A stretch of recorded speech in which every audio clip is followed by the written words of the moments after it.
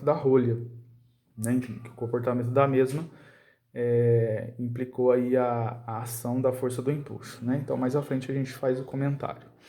Bom, ainda se tratando do experimento novamente, é relevante também falar sobre o conceito da densidade. Quando eu observo que o percevejo afunda, né, num determinado momento do experimento, ele afunda numa proposta de que a gente possa afirmar, olha, o material do percevejo é um material muito mais denso que a água. E assim ele afunda, né? O que ocorre, por exemplo, com uma rocha, uma pedra qualquer, né, que mergulhada a água, ela não retorna à superfície. Ou seja, a pedra ela é mais densa que a água.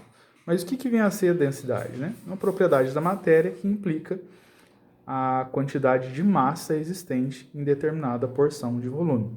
Dentro da química, nós já fazemos estudos a respeito dessa grandeza e vamos explanar um pouquinho aqui na nossa lousa. Bom, dando continuidade ainda, falando e exercendo aqui uma fixação, né, na ideia, forças de coesão, então responsáveis principalmente do nosso experimento pela flutuação dos percevejos, né? Então, no experimento que verificamos, o percevejo ele vai flutuar graças a essa ação das forças de coesão em grande intensidade, o que impede determinados objetos também a flutuar, a afundar, melhor dizendo. Agora, e no caso da rolha, né? No aspecto da observação da rolha, o conceito de densidade vem a aparecer, né? Já no comentário que eu fiz há pouco. A tal propriedade, né, essa grandeza da física referente aos corpos, vai ser entendida como a porção de matéria existente em determinada porção de espaço ocupado por esse corpo, né, no caso o volume. Então, densidade basicamente vem a ser uma grandeza que avalia a relação entre matéria e espaço ocupado. Matéria, no caso, massa, né, quantidade de matéria, e espaço ocupado, no caso, volume. Então temos essa expressão básica aqui, essa fórmula, né, que utilizaremos também em física e nesse aspecto também dentro da hidroestática. Um pouquinho mais, e comentando, a questão das unidades de medida, né, a serem empregadas para essa grandeza. Então a densidade, por sua vez, ela aplica o conceito de massa, que no sistema internacional podemos utilizar o quilograma, e ainda por volume, né, que no sistema internacional podemos utilizar o metro cúbico. Importante também lembrar que essa unidade não é somente a utilizável, né? A gente tem mais outras unidades aplicadas para densidade. E numa proposta de vestibular, essa aqui, que é a do Sistema Internacional, e mais uma outra do Sistema CGS, né? Centímetro, grama, segundo, também é interessante observar, né? Então, vou fazer uma sequência aqui de transformações e aí a gente tira mais conclusões.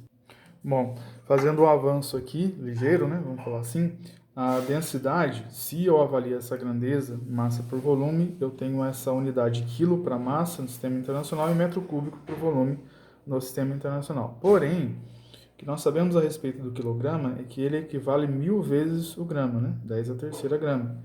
E o metro cúbico, se a gente fizer aqui uma lembrança lá do ensino fundamental, um metro cúbico, decímetro, centímetro cúbico, né? Eu posso converter um metro cúbico para centímetro cúbico. Que nós temos então 1 milhão de centímetros cúbicos, né? Ou melhor, 10 a sexta. Então a observação aqui agora é aquela referente ao sistema CGS que eu comentei. Então uma outra unidade possível para a densidade é o grama por centímetro cúbico, tá? Vamos fazer aqui mais algumas conversões e finalizar essa história aqui. Então, numa observação breve, novamente, na sequência, né, 10 a sexta. Esse 10 a sexta ele vem aqui para a área do numerador, como 10 a menos 6. Faço, então, com 10 a terceira a operação em potência, né, 10 a menos 3 gramas por centímetro cúbico. Ou seja, a partir daqui eu tenho a retirada de uma relação, né? Vou colocar aqui embaixo essa relação em instantes. Bem, então observando nesse lado mais à esquerda, né, quilograma por metro cúbico. Então eu coloquei a unidade aqui à frente do prefixo quilo, né? 1 quilograma por metro cúbico vai ser igual, lá ao fim, ao lado direito, 10 a menos 3 grama por centímetro cúbico. Então essa relação aqui ela é interessante, para que a gente possa então usar em exercícios, né, de hidroestática. Mas que relação é essa? É a conversão de densidades, né? O que estiver em sistema internacional, quilograma por metro cúbico, eu sou capaz de converter no sistema CGS, grama por centímetro cúbico. Mas é interessante fazer mais um ajuste aqui. Vou fazer. Muito bem, aqui mais à direita, eu percebo que esse 10 a menos 3 ele pode ser deslocado pelo denominador e ir para o numerador como 10 a terceira, né? Então, 10 a terceira aqui em verde, esse aqui anteriormente, foi para o outro lado da equação. 10 a terceira quilograma por metro cúbico é igual a 1 grama por centímetro cúbico. E o que essa história tem de importante? Que se eu quiser converter grama por centímetro cúbico para quilograma por metro cúbico, basta pegar o valor e multiplicá-lo por 10 a terceira. Ou seja, esse aqui vira o fator de conversão de grama por centímetro cúbico para quilograma por metro cúbico. Numa forma sintetizada, aqui ao lado esquerdo, vou mostrar isso rapidamente.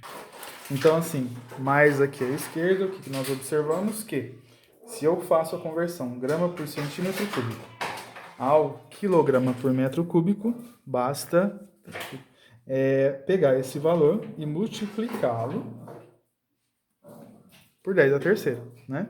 Então, fácil visualizar essa condição aqui e em exercícios ela vai ser muito utilizada.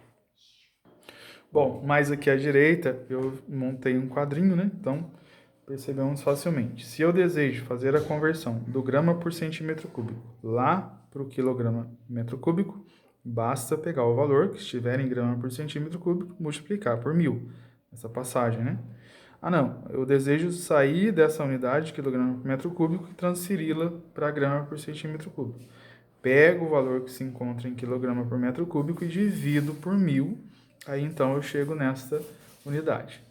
Ok? Dando continuidade então aos conteúdos, vamos partir para o conceito de pressão. Importante denotar então que estamos na hidroestática, vamos fazer continuidade, então a quantidade de assuntos vai brotar aqui em grande quantidade. Mas assim, numa definição simples, hidroestática, estudo do equilíbrio de corpos no interior dos líquidos, né? Basicamente é essa a proposta. Há algumas outras análises importantes, mas de uma maneira muito sintetizada vem a ser isso. Vamos comentar a respeito então agora dessa ação aqui dentro da mecânica que nós chamamos de pressão. Muito bem. Conceituando pressão, então, de uma forma muito simples, né? Como é que a gente vai entender essa grandeza? Simbolizada pela letra P minúscula, em geral, né? Em algumas circunstâncias até essa letra é trocada pela letra maiúscula. Pressão vem a ser a ação de força aplicada em determinada porção de superfície, né? Ou seja, área. A equação aqui inicial, ela quer mostrar esse tipo de ideia, né? Pressão, força aplicada por unidade de superfície, o que a gente entende como área. Essa fórmula, ela fica mais popular, né, dentro das literaturas de física, como P igual a F sobre A. Interessante comunicar também, essa aqui é a mais conhecida, né, que a gente observa em materiais didáticos diversos. Interessante comentar também que essa força ela tem aqui uma simbologia N, né, uma espécie de índice N, e ela de verdade está comentando o seguinte: a força normal, né, a força perpendicular à superfície. Obrigatoriamente uma pressão vai acontecer se a força for perpendicular à superfície. Ao menos isso. E aí então a pressão, o fenômeno, né, pressão, o que a gente entende na física, vai acontecer. Agora, você pode perceber e pensar, professor, mas por que precisa ser a força normal, né? Se aplicarmos uma ação de força numa determinada superfície, por exemplo, perpendicularmente, fica fácil compreender nesses 3 estágios aqui, né? Temos uma situação aqui, ó, vou chamar de número 1, uma 2, outra 3, distintas. Então, o que fica perceptível? Nessa ocasião, essa força ela é aplicada em relação à superfície em preto perpendicularmente, numa direção a 90 graus. A pressão existe, né? Eu sou capaz de exercer força nessa superfície. Nesse aspecto aqui, no segundo caso, a força ela é aplicada de maneira inclinada. Então, parte dessa força, perpendicularmente, novamente, vai agir na superfície. ou seja, a pressão vai existir. Um pouco mais fraca, mas vai existir. E no terceiro caso, a força é aplicada em relação à superfície ao longo dela, ou seja, não há qualquer tipo de pressão nessa ocasião, e sim um arraste. Já é outro tipo de conceito, né? O que deixa claro que pressão, para que ela possa existir, a força precisa ser perpendicular à superfície de aplicação, que é o caso 1, e também de maneira similar no caso 2. Nesse tipo de situação, então, aqui é o caso 3, eu não tenho pressão exercida na superfície. Algo importante a se mencionar também, esse trecho aqui da pressão, né? Em referência à unidade. Então, pressão dada pela aplicação da força por unidade de área. No sistema internacional, a força é dada em newtons, né? A unidade do SI para força. E ainda a área em metros quadrados. Essa unidade do sistema internacional, então, newton por metro quadrado, também conhecida como Pascal, né? Então, mais aqui à esquerda, fácil observar, pressão, né, na unidade do sistema internacional, o Pascal, simbolizado pela letra P maiúscula e A minúscula, né, PA. Então, isso aqui é equivalente a isso, né? Outro ponto importante, né, a ser destacado é em relação aos prefixos, né, que podem ser diversos. Então, eu posso utilizar o quilo, né, eu posso utilizar o mega, posso utilizar o giga, e diversos outros, né? Fazendo aqui a lembrança, quilo 10 a terceira, mega 10 a sexta, giga 10 a nona, né? Então aqui a terceira, sexta e a nona. Altera a outros tipos de prefixos que nós conhecemos bem. Bom, então, continuando um pouco mais, eu comentei, né, nesse trecho dessa linha aqui até aqui, a questão e a presença do conceito de pressão mecânica, né, a aplicação de força em determinada área. Mas é interessante pensar que se eu tiver, por exemplo, esse caso aqui, ó, uma situação mental aqui, imagine um corpo ao fundo de um copo contendo água. Então, o líquido, né, ele também vai ser capaz de exercer pressão. A gente vai fazer uma avaliação da pressão dos líquidos aqui, nessa condição. Então, esse corpo que se encontra no fundo do recipiente aqui, esse corpo, essa pequena bolinha aqui, né, ela está sujeita à pressão exercida pelo próprio líquido e ainda mais pela pressão exercida. Vamos fazer aqui uma representação de setas, né, e não de vetores, a pressão é exercida pela atmosfera.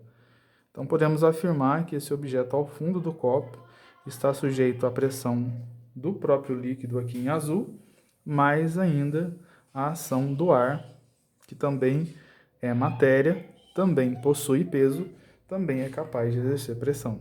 Só que, de certa maneira, a pressão, que é vista como força por área, ela também vai ser definida de uma maneira um pouco diferente, né?